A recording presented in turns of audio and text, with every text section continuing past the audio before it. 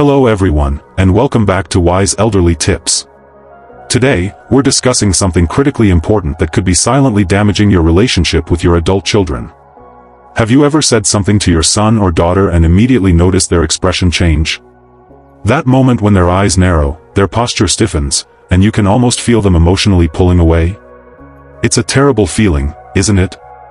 I've been working with families for years, and I've identified 5 toxic phrases that elderly parents often use without realizing the devastating impact these words have.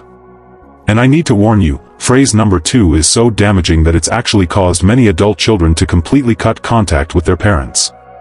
Forever. This isn't about blame or making you feel guilty. It's about awareness.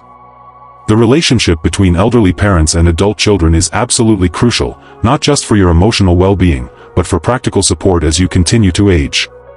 Yet many of us unknowingly use language that creates deep wounds and lasting resentment in our children. Understanding these harmful communication patterns could literally be the difference between enjoying your golden years surrounded by family or facing them alone. That's not an exaggeration.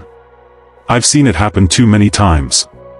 By the end of this video, you'll know exactly which phrases to avoid, why they're so harmful, and most importantly, what to say instead to maintain loving relationships with your children. Plus, I'll share real stories of reconciliation that prove it's never too late to heal these important connections. If you've ever worried about your relationship with your adult children, comment "I'm listening" below, and let's start this important conversation. And if you're new here, welcome to Wise Elderly Tips, where we focus on practical advice for maintaining your independence, dignity, and family connections as you age. Now, let's dive into these toxic phrases, starting with number 1. Toxic phrase number 1, "After all I've done for you." Margaret had always been there for her son Michael. When he needed help with the down payment on his house, she withdrew from her retirement fund without hesitation. She'd always put his needs first. That's what mothers do, right? So when she needed help moving to a smaller apartment, she was genuinely shocked when Michael seemed reluctant and mentioned he had plans that weekend. "After all I've done for you," she said, her voice trembling slightly, "I would think you could spare a weekend to help your mother." The look on Michael's face said it all: resentment, not gratitude. The conversation became strained, and he eventually agreed to help, but something had changed.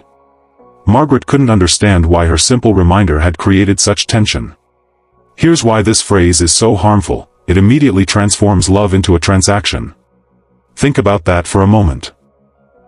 When we say, "After all I've done for you," we're suggesting that our past actions weren't done out of unconditional love but were investments expecting returns.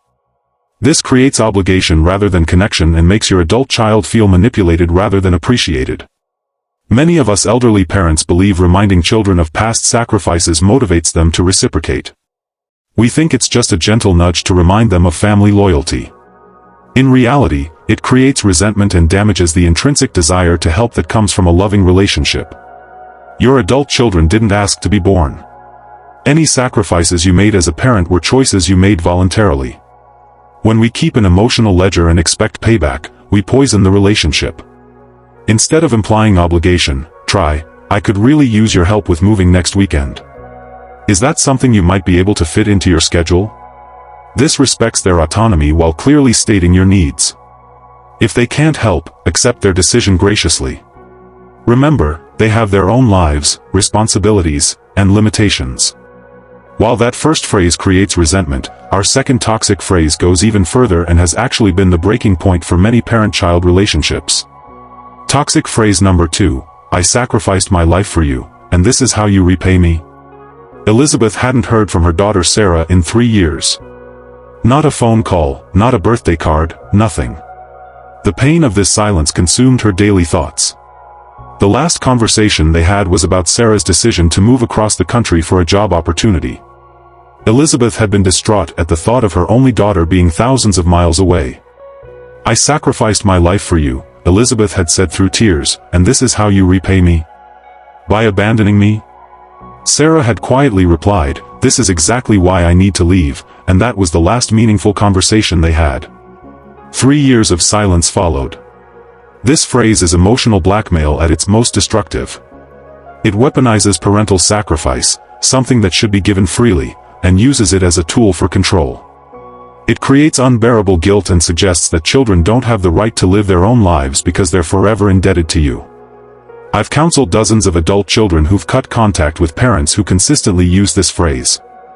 They describe feeling suffocated, manipulated, and unable to live authentic lives under the weight of this perceived debt. The belief that children owe parents for raising them fundamentally misunderstands the parent-child relationship. Parenting is a responsibility you chose to take on, not a debt your children asked to incur. Your children didn't sign a contract at birth promising to structure their adult lives around your needs and preferences. Instead of this toxic guilt trip, express your feelings directly. I'm feeling sad about you moving away because I'll miss seeing you regularly. Could we talk about ways to stay connected? This acknowledges your feelings without placing blame or imposing guilt. It opens the door to problem-solving rather than creating defensive walls. Elizabeth eventually realized her mistake after joining a support group for estranged parents. She wrote Sarah a letter taking full responsibility for her manipulative words, expressing understanding of Sarah's need for independence, and asking for nothing in return. 6 months later, Sarah called. Their relationship is slowly healing, but Elizabeth knows it will never be what it could have been without those 3 years of silence. Now that we've covered the most damaging phrase, the one that has led many adult children to cut contact completely, let's examine another common toxic statement. Toxic phrase number 3, you never visit/call me anymore. Robert was busy with his demanding job and 2 teenage children. He tried to call his father weekly, but sometimes missed a week when life became particularly hectic. During one call, his father immediately said, "You never call me anymore. I guess I'm just not important to you now." Robert felt a familiar wave of guilt and frustration, making him dread the next call even more. This accusatory statement contains an absolute, never, that's likely untrue and immediately puts your child on the defensive. Rather than inspiring more contact, it makes communication feel like an obligation rather than a pleasure, potentially reducing future interactions. When we use never or always statements, we're essentially telling our children that nothing they do is enough. If they call once a week, we focus on the 6 days they don't call rather than the 1 day they do. This creates a no-win situation where they feel they can never satisfy you. Many elderly parents believe that expressing hurt through accusations will motivate more attention. The thinking goes, if they know how much they're hurting me, they'll call more often. Instead, it creates anxiety and avoidance around communication. Your children begin to associate calling you with being made to feel guilty, inadequate, or attacked. Try a positive approach instead. I always enjoy our conversations so much. Would it work for you if we set up a regular time to catch up? This expresses your desire for connection without blame. It also acknowledges the reality that your adult children have busy lives and might benefit from scheduled communication. Another effective approach is to focus on appreciation rather than criticism. It was so wonderful to talk to you last Tuesday. Hearing about your promotion made my week.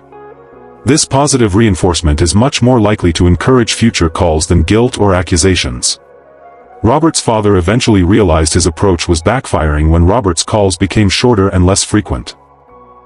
When he changed his approach to appreciation and understanding, their conversations became enjoyable again, and Robert actually began calling more often.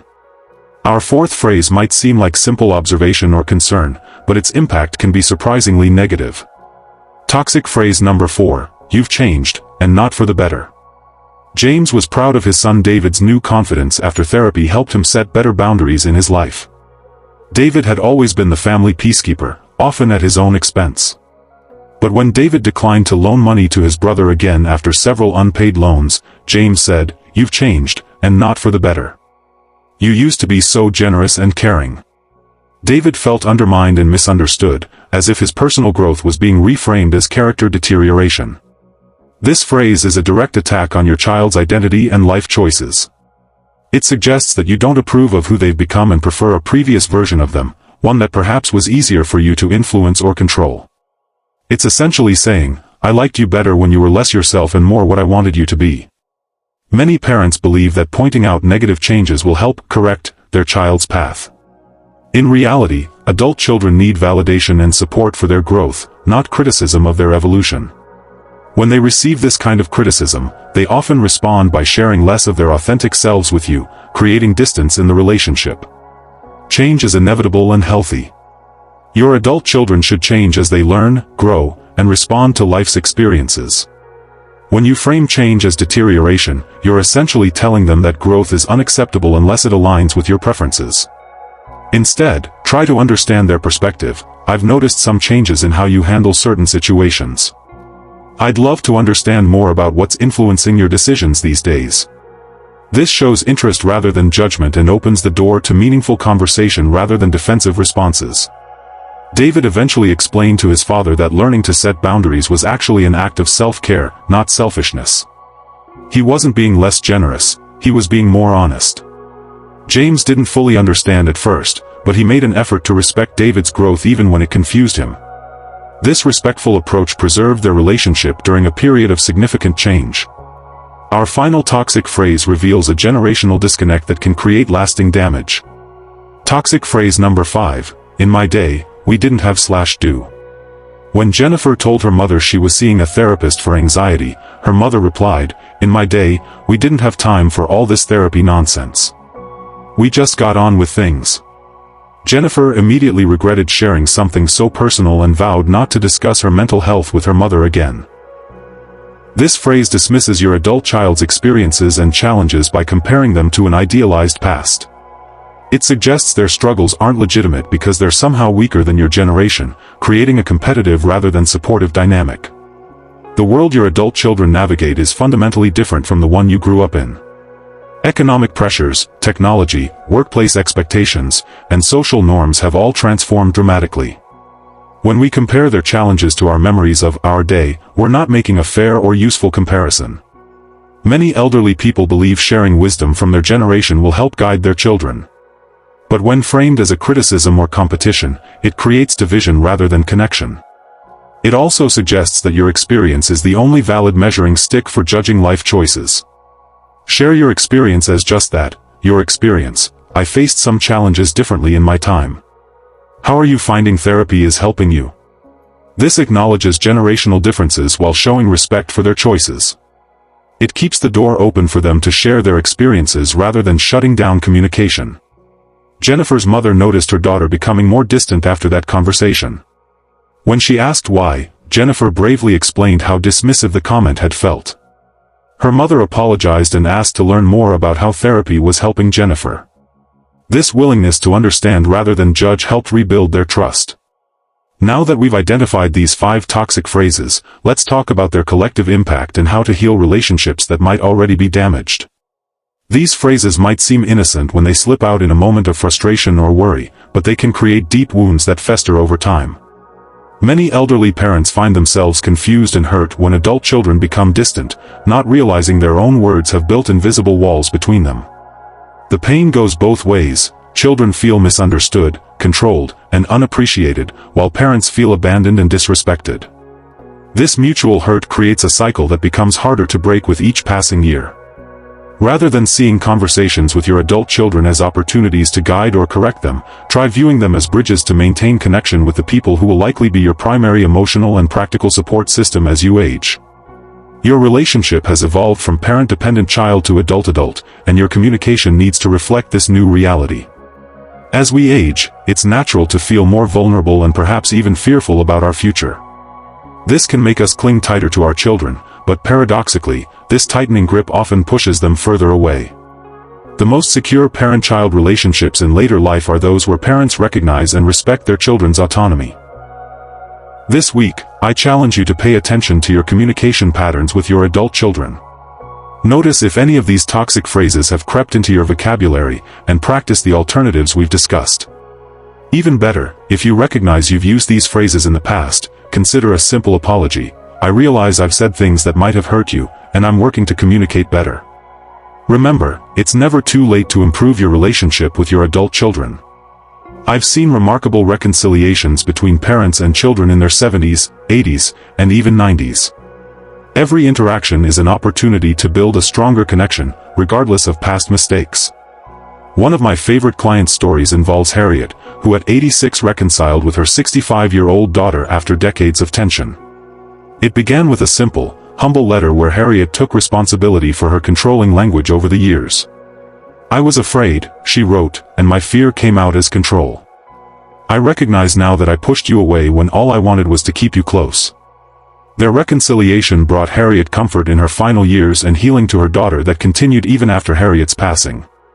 To recap, the 5 toxic phrases elderly parents should never say to their adult children are: after all I've done for you.